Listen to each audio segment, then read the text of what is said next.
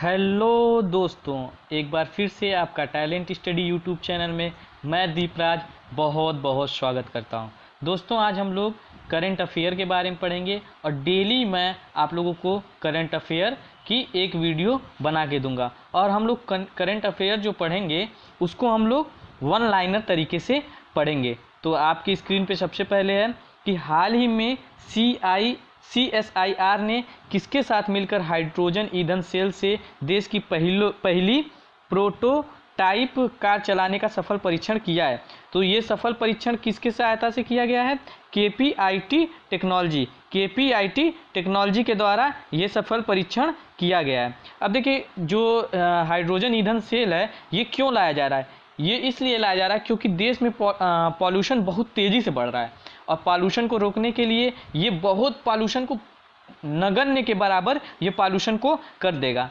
अब CSIR आया है तो इसके बारे में जान लेते हैं। इसका फुल फॉर्म, CSIR का फुल फॉर्म होता है council of scientific and industrial research.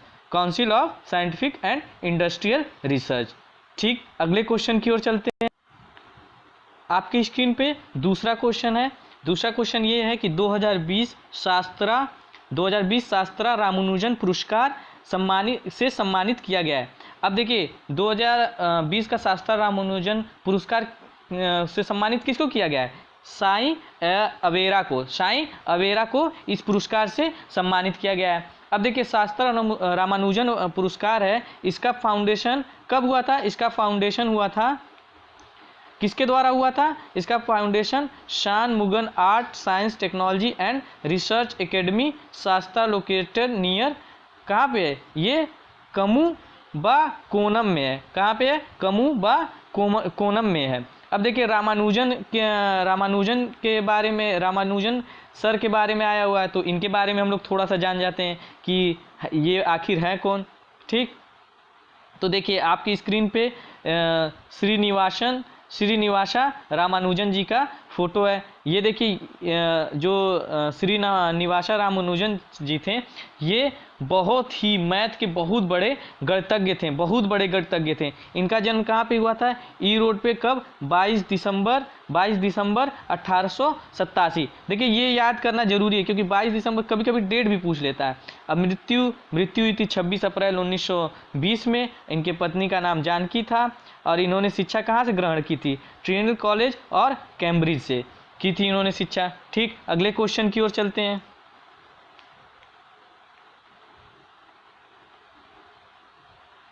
अगला क्वेश्चन आपकी स्क्रीन पे है। अगला क्वेश्चन है कि नीति आयोग ने अटल इनोवेशन मिशन में किस कंपनी के साथ मिलकर स्कूलों में नवाचार को बढ़ावा दिया है? अब देखिए, नवाचार शब्द यहाँ पे आया है। नवाचार का अर्थ क्या होता है? नवाचार का अर्थ होता है इनोवेशन ही होता है। क्या होता है? इनोवेशन। नवाचार का अर्थ क्या होता है? इनोवेशन। अब किसके साथ मिलकर? CGI इंडिया के साथ मिलकर के नीति आयोग ने इसे क्या किया है? बढ़ावा दिया है। अगले क्वेश्चन की ओर चलते हैं। अब अगला क्वेश्चन आपकी स्क्रीन पे है। कह रहा है कि हाल ही में संयुक्त राष्ट्र मानवाधिकार परिषद की सदस्यता के लिए निम्नलिखित देशों में से कौन सा देश चुनाव हार गया है? अब देखिए, कौन सा देश हार गया है चुनाव? सऊदी अरब। कौन सा देश हार गया है? सऊदी अरब चुनाव को हार गया है। और कौन कौन से देश जीते हैं? चीन, रशिया, पाकिस्तान, नेपाल, क्यूबा जैसे देश और अन्य देश और भी हैं जो इसको जीते हैं। ठीक, अब सऊदी अरब आया है तो इसके बारे में थोड़ा सा जान लेते हैं। अब देखिए, आपकी स्क्रीन पे सऊदी अरब का मैप। अब सऊदी अरब कहाँ पे है? रेड सी के दाहिने साइड और अरबियन सी के नॉर्थ ऊपर के साइड क्या है? सऊदी अरब स्थित है। अब सऊदी अरब के बारे में आया तो इसकी राजधानी भी जान लेते हैं। सऊदी अरब की राजधानी क्या है? रियाद। सऊदी अरब की राजधानी है रियाद। अगला क्वेश्चन आपकी स्क्रीन पे है। अंतर्राष्ट्रीय ई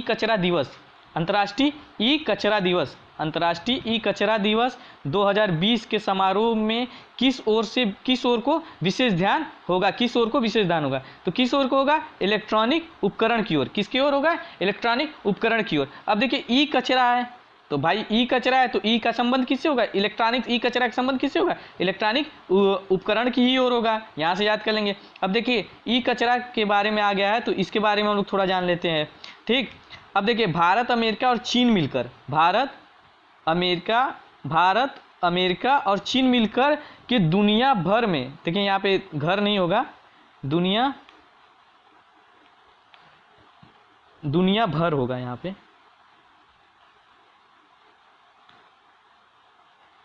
दुनिया भर में उत्पन्न ई कचरा को की मात्रा के 38% योगदान करता है। कितना प्रतिशत?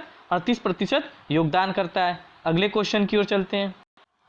अगला है कि राष्ट्रीय कामधेनु आयोग की स्थापना की गई थी। ये की गई थी वर्ष 2019 में। अब देखिए राष्ट्रीय कामधेनु आयोग इसलिए आ गया क्योंकि ये इस समय करंट अफेयर में ये बहुत ज़्यादा चला, इसलिए इसके बारे में हम लोग को जानना जरूरी है कि कब हुई थी, 2019 में। कब स्थापना हुई थी? 2019 में। अगले क्वेश्चन की ओर चलते हैं।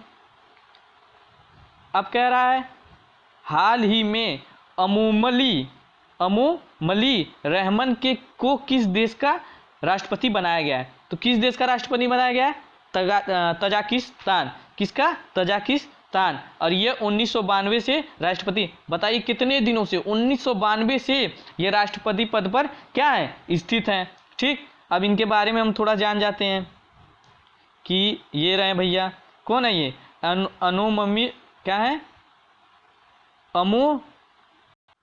अमोमली रहमान जी। कौन है? अमोमली रहमान जी यहाँ पे हैं। ठीक, अगले क्वेश्चन की ओर चलते हैं। अगला क्वेश्चन आपकी स्क्रीन पे है कि विश्व मानक दिवस कब मनाया जाता है? विश्व मानक दिवस कब मनाया जाता है? 14 अक्टूबर को विश्व मानक दिवस मनाया जाता है। दोस्तों यहीं तक हमारा क्या था? क्वेश्चन था। ठीक दोस्तों, अगर आपको डेली करंट अफेयर चाहिए तो मैं आप लोगों के लिए ऐसे ही करंट अफेयर बनाते रहूँगा। दोस्तों बस क्या करिए, आप लाइक करिए, सब्सक्राइब करिए और ज़्यादा से ज़्यादा शेयर करिए ताकि मैं ज़्यादा से ज़्यादा और मेहनत करूं, ताकि मुझको मोटिवेशन मिले, और मोटिवेशन मिलेगा तो मैं आपके लिए डेली अच्छे से अच्छे वीडियो बना के लाता रहूँगा।